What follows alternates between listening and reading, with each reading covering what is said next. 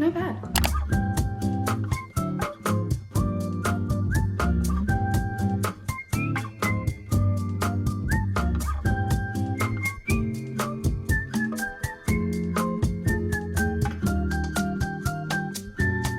Doesn't need an introduction. Behind me, it's 8:55. Now you don't know if it's AM or PM. It's PM. And listen, you guys see the title of this video, whether you are a subscriber, love you guys, or maybe you just see my 24-hour readathons pop up, and every time you see one, you click on it. Hi, welcome back. Obviously, I'm gonna be reading for 24 hours today. But here is the thing. I do these videos pretty frequently, and I like doing them. I enjoy them because I think they're fun to edit. I think I get very creative with like the editing stuff of them when they go good.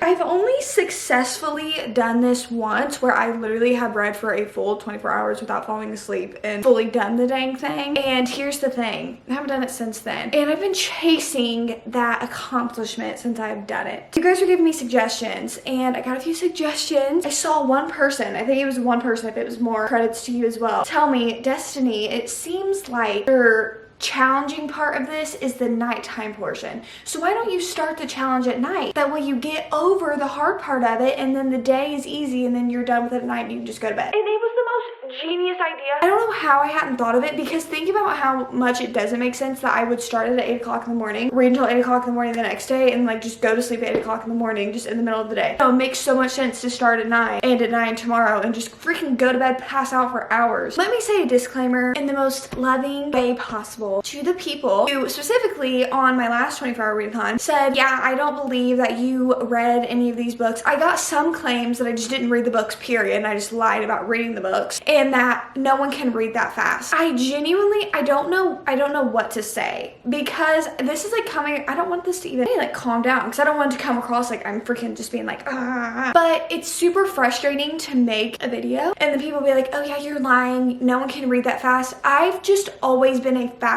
reader. It's not even about books. Someone can show me a text message and I will have it read within 2 seconds, and they're like, there's no way that you read all that. Guess what? I repeat back the whole entire message to them. I just have always read fast. I feel bad because people are like, how do you read so fast? I'm like, I don't know. It's just always been a thing, and it's so frustrating to try to like comment to people and be like, hey, no, I'm not lying, because I just genuinely don't care enough about like how many books I read to lie about the books that I'm reading in the time frame that I'm reading. Because if a book took me 7 hours to read, I would say it took me 7 hours to read. Like, I just don't really care that much, and I just read fast. Like, I don't know what you want me to say. I'm saying this, prefacing it for what this video you're about to watch. You guys are probably like, oh my god, why is this intro so long? Stop talking. Trust me, I'm thinking the same thing. I'm just prefacing it because if you guys watch this video and there's a book, because I usually do say the time frames, like say we start, which is already past 9, but we're gonna start whenever. I'm like, hey, I finished this book in 2.5 hours, and you're like, oh wow, it's kind of fast. That's just what it is. Because trust me, if I'm like, oh yeah, this book took me 6 hours to read, I have no problem saying that. So please guys, just understand that I'm just trying to be authentic with you guys, and I'm just saying this out of a loving place in my heart so that we're all on the same page. I'm not lying about any of this because I don't find a reason to lie about it. Anyway, most of my physical TBR, we have a pretty odd situation right now. Yeah, my physical, like, basically all of my physical TBR is wrapped up right now for a month-long video that will be coming out in December, which obviously you guys can freaking tell what it is. Here's the fun thing that we're gonna do in this readathon with some books. We're gonna unwrap some of these. I have like crumpled up pieces of paper with numbers in it in this huge container, and we're just gonna pick one. So like this, we're gonna do it right now. How authentic is this? Here, boom, piece of paper. Let's see. What we have number 49. So this is the number that I have, right? So I'm gonna find number 49. So I have number 49. Here's the number 49 right here. So I also have a little hint. I wrote little hints for all of them. How cute is that? This hint is, I'm sorry, what about bones? Oh, I feel like I can, I don't know. I'm sorry, what about bones? Here's when I know I have a problem, because I can't remember what was on my freaking physical TBR. Also in this challenge, I'm not gonna force myself to finish books. I'm not gonna do it. I'm so tired of making myself do that. I feel like also because I do YouTube, like I force myself to finish books. It's not happening. Listen, this intro to this video is so chaotic. Oh my god, I'm so sorry. Anyway, I can't guess it, so let's just open it. I'm always so disappointed in myself, like when I can't guess it. Oh, I'm so stupid. Okay. Bone Crier's Moon. And like, do I feel like reading this right now? No. But you know what? I don't know what I'm gonna like before I read it, so we're just gonna roll with the punches here. Guess what? Guess what, you guys? We're finally gonna freaking start. So it is 9:07 right now. We're starting the challenge, stopwatch. We're gonna be reading for 24 hours straight. That's what we're calling it. And we're gonna start. First book is Bone Crier's Moon. This is exciting. Okay, let's do it. Okay guys, let's talk about the sponsor of today's video, which is Myro. Thank you guys so much for sponsoring today's video. Myro is a body care brand. Myro products will help you feel good, smell good, and you're doing good for the environment. Myro frees you from hazardous toxins and chemicals because they only use plant-powered ingredients, and they're 100% natural scent. And while doing that, they're actually freeing our oceans and landfills from excess plastic waste by using an ingenious system of beautiful refillable dispensers and 100% recyclable refills. Okay, first let's talk about your body wash. Let's act like I caught that in a cooler way. I'm gonna tell you guys what's behind the product. What's important about this product other than how aesthetically pleasing it is and super unique. Maybe some of you guys know this, but I would bet a lot of you guys don't know this, that a lot of body washes leave your skin feeling just so dry and rough. Many cleaning products just don't perform well in either cleaning or moisturizing your skin. What's Myro's solution? Myro's high performance body wash uses coconut oil to provide long lasting moisture for smooth and subtle skin. But this has coconut oil concentrate in it. The coconut oil based concentrate actually provides an ultra moisturizing, toxin-free, super natural body wash. And the powerful plant-based ingredients that are in here ensure that my skin and pores are gently cleansed, but they're also deeply cleansed. And that's really what matters. Plus, it's sulfate-free, so it works great and makes you feel like you're bathing in silk. One of the best parts, you don't have as much lather. This is absolutely amazing. But do you guys want to know what's also absolutely amazing that I love as much or more than this body wash? It's the deodorant. Besties, we're all besties here. I'm gonna get super transparent with you guys. I sweat a lot. I sweat a lot. By a lot, I mean I just sweat a lot and I sweat all the time. So I need a good deodorant to be backing me up. Listen, let me run you guys through this. First of all, I got this in the scent Island Hop because it has coconut, pineapple, and vanilla. I love anything tropical scented. I love it, okay? Comes in refill, 100%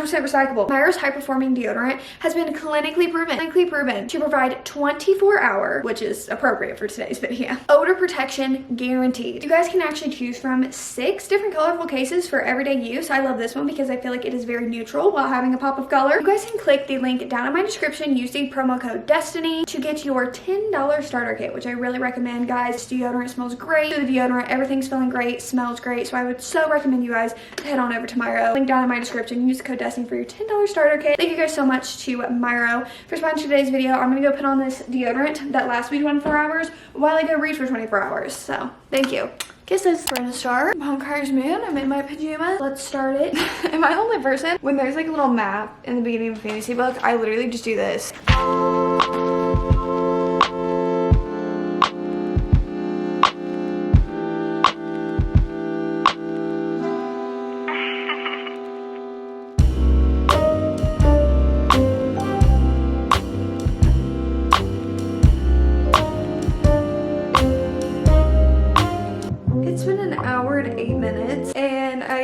Do a check-in for the first hour. Let you guys know I am currently on page 96 of Bone Crier's Moon. I have my attention span at the very beginning of the book wasn't very good. I will be honest, it wasn't very good because beginning of fantasy books or just beginning of books period sometimes are just so difficult for me to like, because you know it's getting you into the story, and if it doesn't have me like very into it as soon as the story starts, and like it's hard for me for the first like 50 pages. That doesn't shy me away from a book. I will say the beginning, the first 100 pages move super fast, and like there's a lot happening. Well, not really a lot happening, but the plot I feel goes very fast. The only thing that I fear is that we've gotten through the first act, which is what's on the back of the book, super quickly, that the rest of this book is going to be very slow. Who knows, but I'm gonna keep on reading. We have Monster. It's literally only an hour in and I'm so freaking tired, but we're gonna push through this. We're gonna persevere.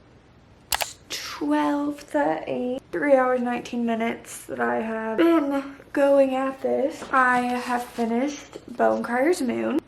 Oh my gosh, I look terrible right now. What can we do to make that better? I don't know. It's 1 o'clock in the morning almost. Like, who cares?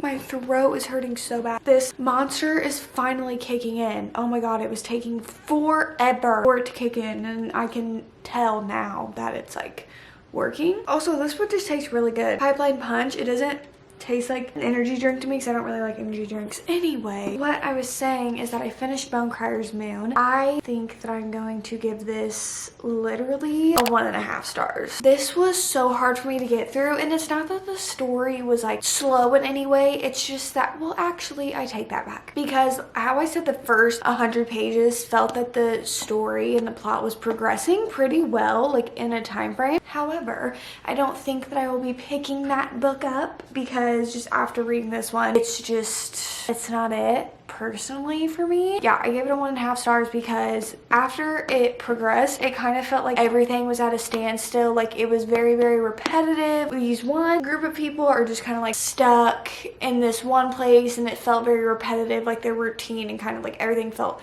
super duper repetitive with that. And then all of a sudden you have this other point of view and they're figuring out things, and then there's supposed to be this plot twist that I kind of felt. Once I was done, I was literally like, thank God. Not in like a, oh my God, this sucked so bad. With fantasy books, I feel like I'm very hyper specific about what I like about them, and this one just wasn't it for me. It was one of the weaker fantasy books that I read, if I'm being so honest. Now, I don't know if I want to pick something that is not like wrapped up. So I've had these 3 books sitting at my bedside for a few days, so I'm actually 30 or 40% through Heart of the Raven Prince, and these 3 books are for a separate video. I'm about this much through A Court of Silver Flames right now, and so I'm on chapter 26. I literally still have like all my annotating stuff on here, and I've been annotating it. I'm very weird. I only tab certain things, but if you flip through a book of mine, it's usually annotated. So see if I can try to finish it or how far I get into it. Right now we are at 3 hours and 26 minutes. I'm gonna start this, hopefully not lose my voice, because I feel it. Hopefully this story progresses more, because let's just be honest, like I don't really care about the politics of the ACOTAR series. Like they're important, but I don't care about them, and I just feel like I've been getting a lot of like the politics thus far and a lot of repetitive Nesta behavior. So I'm kind of like, I'm gonna need you guys to let the plot thicken.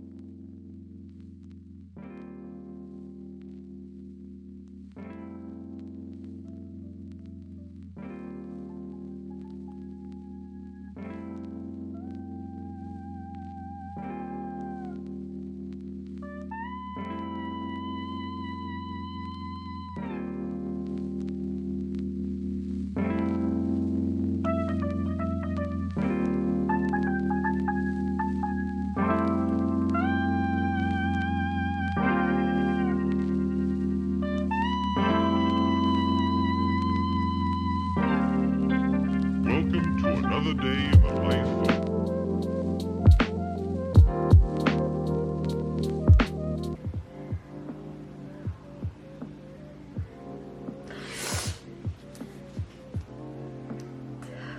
I'm such an ugly crier. That is so embarrassing. Oh my God, I did not expect to be this impacted, but those who know, page 735.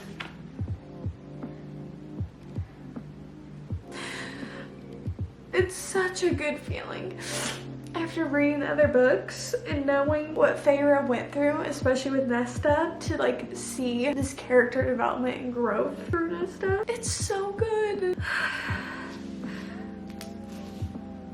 It just that is just so, oh my God.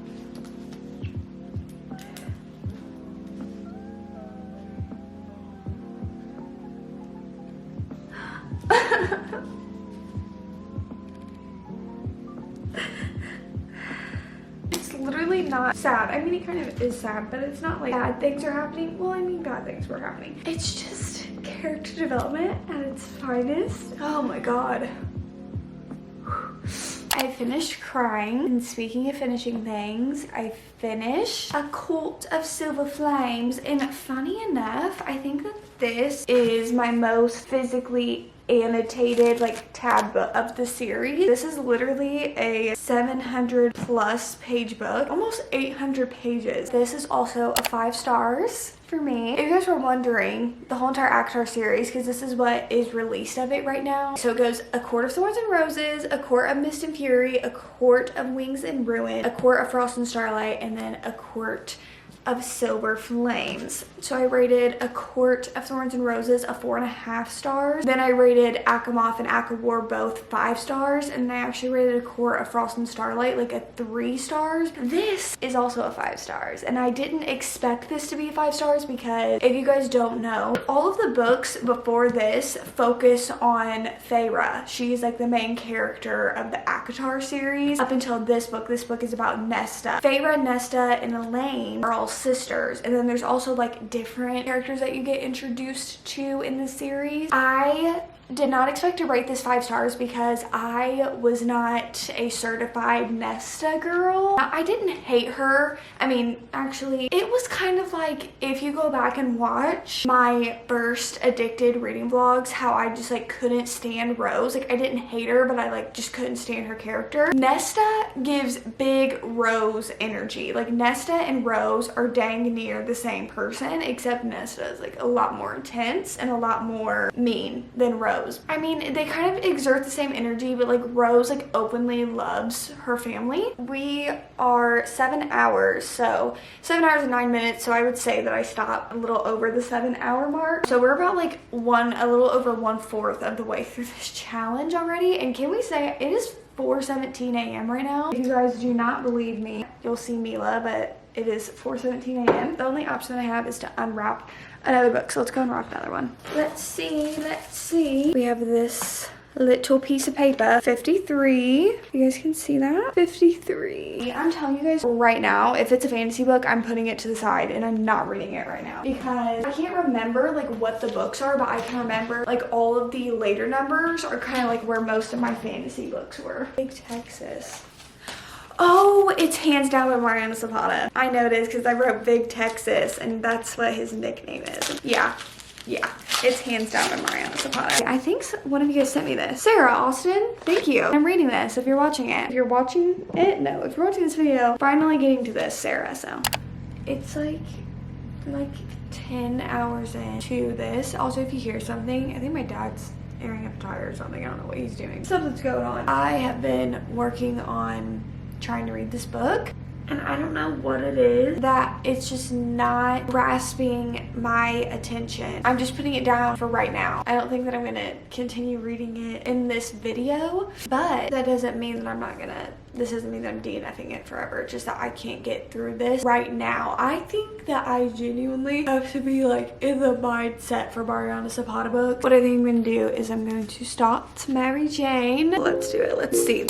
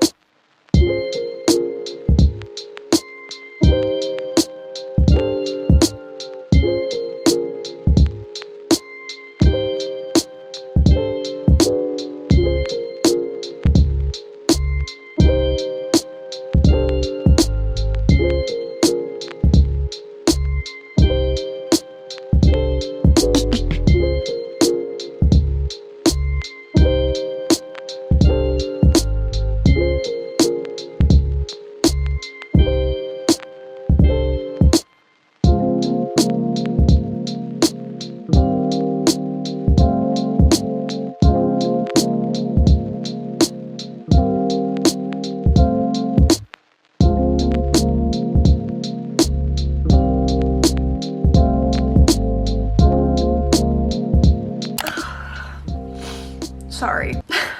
Take that off. Okay guys, it is 10:30 a.m. right now. I am actually 13 hours 24 minutes into this, so we're a little over halfway through the challenge. I just finished Mary Jane, and the weird thing is that this book is only a little bit over 300 pages. The font size is like quite large. Literary fiction books take me a lot longer to read for some reason. I don't know why, but this took me a little bit longer to read, so that's just that. My rating for for this book is a 4 stars. I enjoyed this a lot more than I thought I would because literary fiction isn't my absolute favorite. It has to be a very interesting story to keep my attention, and this was definitely one of them. It was just very atmospheric, seeing a coming of age story set in a very different time and how different people thought, and I just thought it was a really good book. 4 stars, really enjoyed it. It is 10:30 a.m. right now. I need to take a shower because I don't know why. Does anyone else do this? It's so weird, but I sweat a lot because I get very anxious, and when I sit and read a book I sweat, so I need to take a body shower and put on deodorant. Should I read? I don't know. Let me look around the options of my room. Let me look around. I guess we're gonna have to go to the handy dandy papers. 41. That's the one that we're going with. Let's see what that it has in store. Oh, I know what this is. I know what it is. Okay, so the hint on number 41 is he's dating 3 women, and I know that this is the no-show by Beth O'Leary. Yep, I knew it. The no-show, because the whole entire premise is that he is basically dating 3 women. The no-show, next book that we're reading. Let's do it. Fun fact, really sad fact. Let's see how many hours I am into this. I'm almost 17 hours into this, and how many books have I? No, I think it was only Hands Down and then the no-show I picked up. I was like, can't do it. So I picked up the Fixer Upper because this one is fairly short and it is like only 200 something pages. I've heard that it's really good. I've seen this all over bookstagram and it has a pretty interesting premise. Let's see how long that this takes. Hopefully not that long. Oh my god. Is this ever gonna end? This has not been this is not an unsuccessful 24-hour readathon because I've literally been up for over 24 hours. I've been in this challenge for 19 hours and 36 minutes. I have finished 3 books. I was reading the Fixer Upper. I was reading that. Then I tried to go back to Hands Down. Then I tried to go back to the no-show. Then I tried to read the Kingdom of the Wicked, I think is what it's called. And then I was like, I'm DNFing this book. I just don't like it. That is what I've been doing for the past few hours, is just going in between books. And I don't know, like none of the books are like holding my attention. Right now I am on the Kindle app on my phone because my Kindle is dead and I can't find the Kindle charger. I am on my Kindle app and I'm reading Consider Me, which is like a hockey romance. I feel like I'm falling apart. We just have like 4.5 more hours of this, which isn't bad. Oh, I feel so awful. Okay.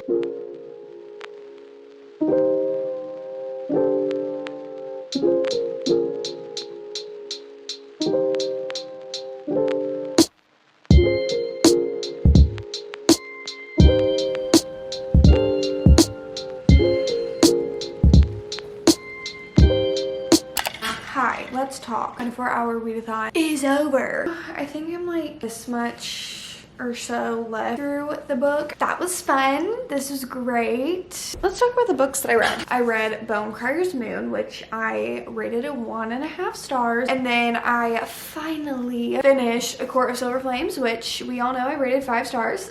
You guys probably saw me sobbing. And we read Mary Jane, which I rated a 4 stars. Really liked it. Liked the atmosphere of this book. Thought it was super fun. And of course, we had the no-show, the Fixer Upper, Hands Down, and Consider Me, and also just some random books. Like I think I tried to pick up Once Upon a Broken Heart and The Kingdom of the Wicked to read, and just none of those were like sticking with me. With these first 3, we were doing very well. Like I felt like I was going on a good uphill climb, and then it was like my legs are giving out. I am about 60%, I would say, through Consider Me. And if you guys are wondering what I have to say about this book thus far, is this is what Dean thought he did in the off-campus series. And the more hockey romances that I read, the more I realize how much I didn't like the off-campus series. I still love The Deal. The Deal holds such a special place in my heart, but after reading Icebreaker, which is a 4.5 stars for me, and then reading this so far, I'm like, this is what Elle Kennedy thought she did with Dean, but Carter is 100 times better than Dean. I hope you guys enjoyed today's video. Thank you guys so much for watching. I hope you guys enjoyed it. I'm like drawing a blank. And thank you again so much to Myra for sponsoring today's video, and I will see you guys when I see you. Peace.